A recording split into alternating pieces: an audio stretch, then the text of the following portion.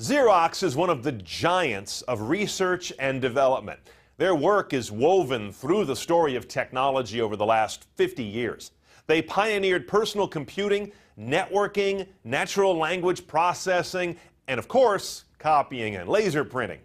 I grew up a couple of miles from their Palo Alto Research Center, or PARC, and in a valley jammed with the world's best engineers, it was revered.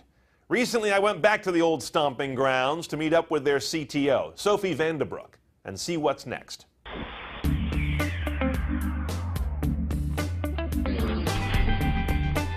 The best way to predict the future is to invent it and to create it. And that's what we continue to do. PARC is in the business of innovation. PARC was set up by Xerox in 1970 in a burgeoning Silicon Valley, thousands of miles from company headquarters in Rochester, New York. In every sense, it was a team apart. And within 2 years, they were on to something big, the Alto, which many call the first personal computer. Good morning. Good morning.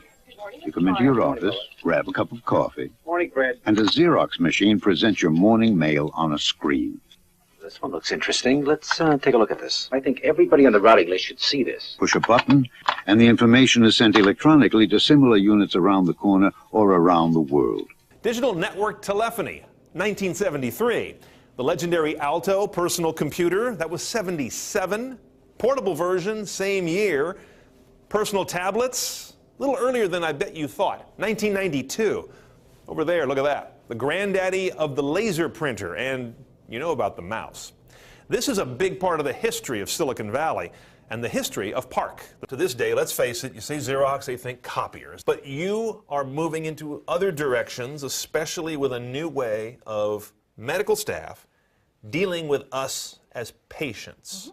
That's right. The digital nurse research project that we are doing here at PARC will enable the nurses and the doctors to really have the information handy, so you as a patient don't need to bother telling over and over again what pain you have or how you felt yesterday. This is truly patient-centric, as you can see. It's this patient, it shows all of his characteristics, what kind of medicine has he taken or what needs to happen today, what are the lab results. This unit on the wall is able to tell when a particular nurse, not just any nurse, but whoever's ID this is, has entered the room, and pull up the relevant information. All about the patient and what needs to happen today, what are the lab results.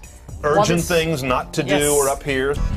We had specialists that have work practice expertise that go in the hospital and live with the nurses for extended amount of time and really see what was the patient's challenges, what really upset them, what upset the nurses, the fact that they have to spend so much time away from the bedside, away from dealing with the actual patient, which is really what they love to do. They found that nurses spend only about 30% of their time taking care of you and 70% doing routine chores like paperwork and filling medications. With their digital nurse project, the PARC team thinks it could flip that ratio. But it clearly will make a huge impact to the patient. So the hospitals have really been opening their doors. I mean, they want to innovate. They want to be able to figure out, how do I save costs in my hospital? Another line of research for Xerox in the medical field is heart monitoring that is not only wireless, but involves no contact at all. We are doing experiments today in a neonatal hospital in India. Their skins are very fragile, very sensitive, and so you don't want to keep putting probes on baby skins.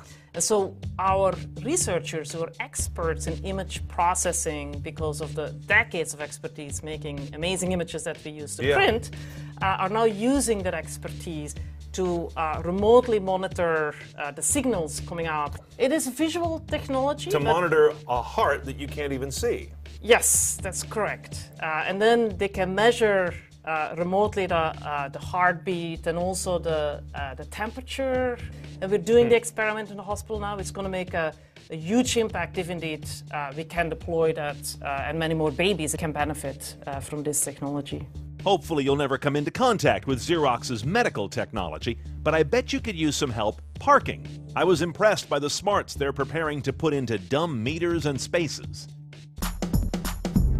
On a typical day, 30% of the traffic in a city is because people are looking for a parking spot. And here are some examples of what you found. One of them is to take our driveways, or curb cuts as they're known, and to turn those into possible parking inventory. So what we found out is that in 49%, almost half of these situations, they will never drive a car into this parking garage. No, it's full of junk. It's full of junk. Or you've got your mother-in-law living down there. That's right. So why not provide extra 50% more parking space? And I love this meter here, this mock-up of a meter that would be tied to a cloud service. A web-based service that we run in the cloud, where you're going into the city tonight for some event.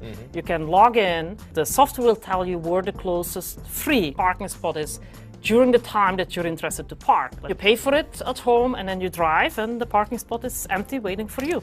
Today we are working talking with many cities. They're very, very interested in this concept. A less frustrated driver, much easier flow of traffic through the city, less pollution, greener cities. I mean, it just makes a lot of sense.